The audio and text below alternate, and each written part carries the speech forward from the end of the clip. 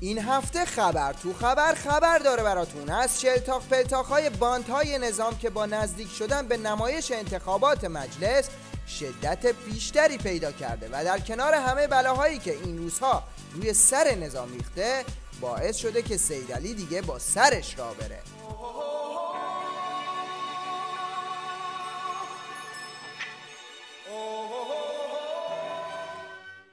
یکی از دلایلی که عظما رو به این روز انداخته اینه که باید توی این اوضاع قمر در عقرب نظام و منطقه یه انتخابات مجلس هم راه بندازه که از همین الان هر دو جناح واسش دندون تیز کردن.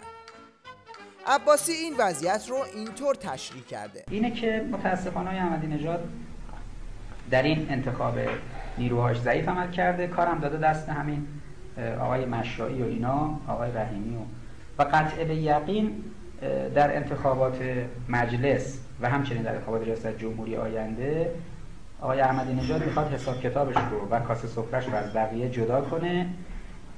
همین اشتباهی که آقای هاشمی کرد اواخر کار، آمد حزب کارگزاران رو انداخت و حزب دولتی ساز به وجود آورد و آقای خاتمی هم حزب مشارکت رو به وجود آورد، حزب دولتی ساز. تشکل دولتی ساز و خود کاسه کوسه خودش رو از دیگران جدا کردن و کاسه سفره رو قطعا تبعات داره و این تبعات در آینده خودش رو بیشتر نشون میده. نگرانی خامنه‌ای و نوچه‌هاش از این انتخابات و تبعات اون به این دلیله که قبل از همه کرکوپر خودش ریخته و دیگه نایی برای اداره این همه بحران نداره. توی این وانفسا گماشته‌های دیروزش کشک هم حسابش نمی‌کنن. به خدا قسم تازه داریم میفهمیم یک ذره باور اینها به ولایت فقیه ندارن، یک ذره. آقای مشایعته میگفتیم من یک جا گله نکردم از ولی فقیه، من ولایی نیستم، تو ولایی هستی؟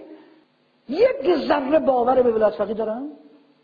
اینا آقای مشایع نسبت این آقا با شما چیه؟ عبارت رو دقت کنید، خیلی جای درده. به خدا قسم مقام معظم رهبری تازه از یه فتنه، از اداره یک فتنه دیگر چجوری داره کشور رو اداره میکنه؟ چجوری نداره؟ همین گندی که توی این 30 سال تو مملکت به پا کرده رو ادامه میده. بانک‌ها رو خالی میکنه، زندونا رو پر میکنه، قبرستونا رو آباد میکنه. پاش بیفته نوچه خودش رو هم پخ میکنه. جناب آقای احمدی نژاد بدانند فراز بلند دوم خرداد 76 و حماسه های سوم تیر و 22 خرداد 88 ثابت نموده است که ملت با کسی عهد اخوت دائمی نبسته است و از ایشان خواستاریم با حل مسائل فوق غبار را از دولت بزدایند و بدانند که همچون گذشته پشتوانه و آرای مردمی رؤسای جمهوری تا زمانی پاورجاست که در خط امام گفتمان انقلاب و منویات ولایت فقیه حرکت کنند. خلاصه این نمایش انتخاباتی که در پیشه مثل دیواریه که سر راه خامنه‌ای قرار گرفته و چه بخواد و چه نخواد باید تلاش کنه ازش رد بشه. حالا چجوری؟ شاید اینجوری.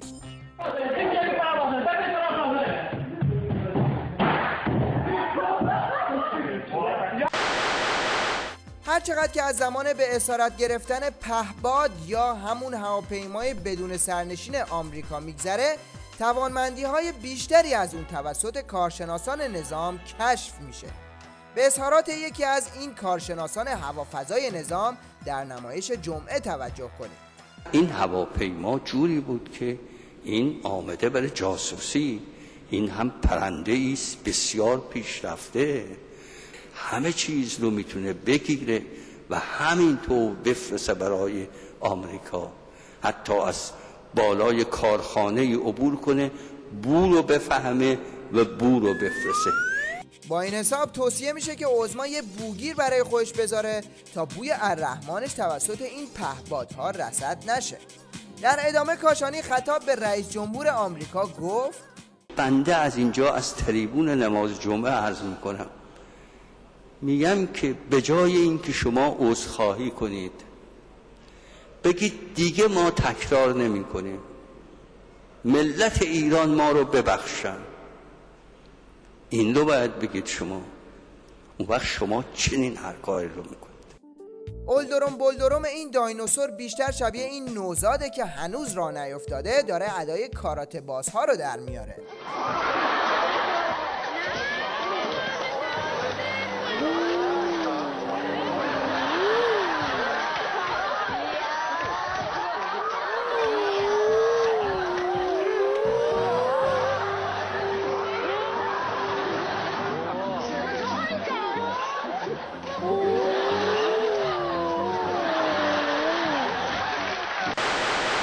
یکی دیگه از مشغله های صیدلی در این ایام اوضاع نابسامان صحنه سیاسی عراقه که تا دیروز برای خروج نیروهای آمریکایی نقشه های زیادی کشیده بود، اما در عمل این نقشه ها یکی یکی تو زرد از آب در اومدن، طوری که شیرازه امور تو همه صحنه ها داره از دست خارج میشه.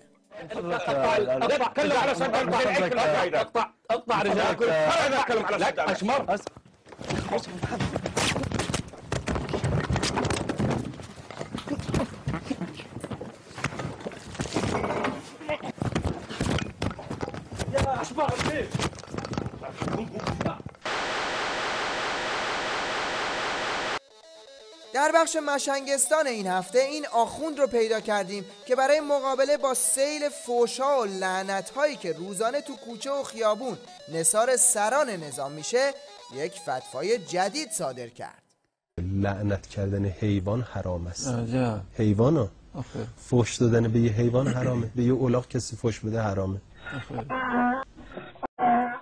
مشنگ بعدی هم این آخونده که توی این برنامه داره به مهمترین سوالاتی که با سرنوشت بشریت و حفظ امنیت جهانی گره خورده جواب میده.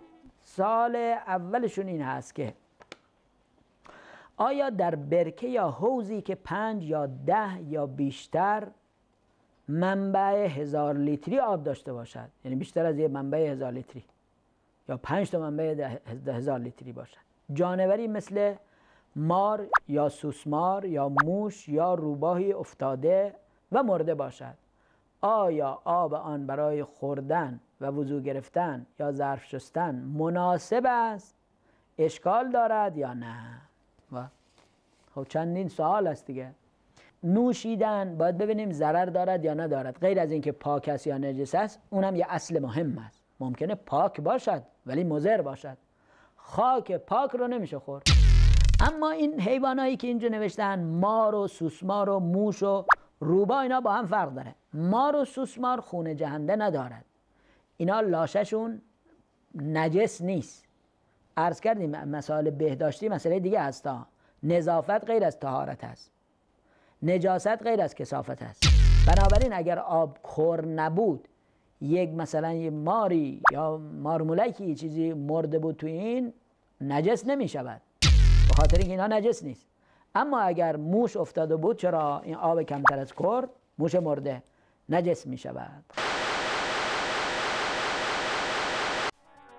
خب حالا میریم سراغ یه برنامه زنده تیوی ریش که میخواد با خوندن پیامک‌های مردم درباره مسائل روز صحبت کنه. این افتخار رو از شما دارین، در ضمن دکورتون خوبه، فقط فکر نمی‌کنین بالش های روی مبل هاتون یه خورده بزرگه. یه خورده بزرگه. بله. با تشکر خانم نور حسینی از فسا برای ما فرستادن. یه مقداری بزرگه خانم محمدی؟ من نمیدونم. بله. آره میدونی چی شده؟ نه اجازه بدید، یه اتفاقی افتاده. اگر تصویر باز من رو همکاران بگیرن، یعنی تصویر بازتر از این باشه، برعکس گذاشتیم بالشتا رو، به خاطر همین بزرگ جلوه میکنه. این باید برگرده. بله. ببینید کنار این چقدر به انتقادها گوش میکنیم. همون موقع آنلاین سعی می‌کنیم رفع کنیم. یکم بهتر شد. یه چند سانتی یکی کوچیک‌تره، نه بعضیش کوچیک‌تره، بعضیش یه سانتی انگار فرق ایجاد شده. حالا از محمد رضا اجتماعی فایش می‌کنیم فردا داره میاد، یه چند تا بالش تو از این متکا برام دکورمون عوض میشه. دکورمون فکر کنم تا یک هفته دیگه، واسه که بدقولی نکنم حالا اعلام نمی‌کنم دقیقاً خدمتتون، تا یکی دو هفته آینده دکور برنامه‌مون عوض میشه. برنامه‌مون کلی از این رو به اون رو قراره که بشه، یعنی عوض بشه. بعد تازه خبر نداری، دیروزم یه نشست داشتیم دوره هم بودیم، یه عده گروه‌های خیلی خوبم قراره به جمع ما اضافه بشن. یه چیزی هم 3 بار 4 بار تو گوشی من گفتم و من نشیدم. اگر دوباره بگم ممنون میشی. یه بار دیگه بگم ممنون میشی. این راجع به پیاده روی صحبت چی گفتم؟ بذارید بگم. ببخشید میشه بفرمایید خانم آشنا؟ پیامک بعدی. بله پیامک بخونید. بله چشم. با سلام. بخیر، همین اول صبحی قاطعانه به ما تذکر دادن اینقدر حرف نزنید. من نمیدونم چرا قرار نبود ما حرف نزنیم، برای شما رو آوردن تو این برنامه رو به هم میچسبوندید، راحت بود دیگه، با پرشونگی ما هم مواجه نمیشه. در انتها توجه شما رو به 2 شیوه برای استفاده بهینه از موتورسیکلت جلب می‌کنیم. اولی در فرانسه است که برای افزایش سرعت موتور جت روش سوار می‌کنند.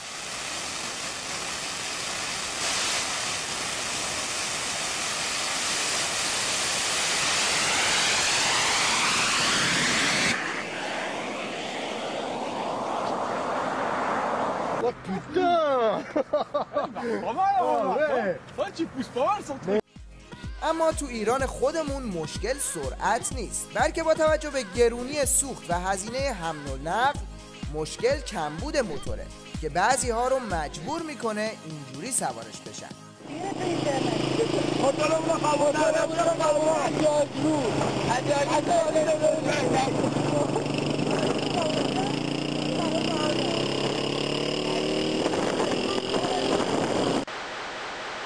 این هم یه رکورد شکنی روی دست قبلی، 6 نفر روی یک موتور.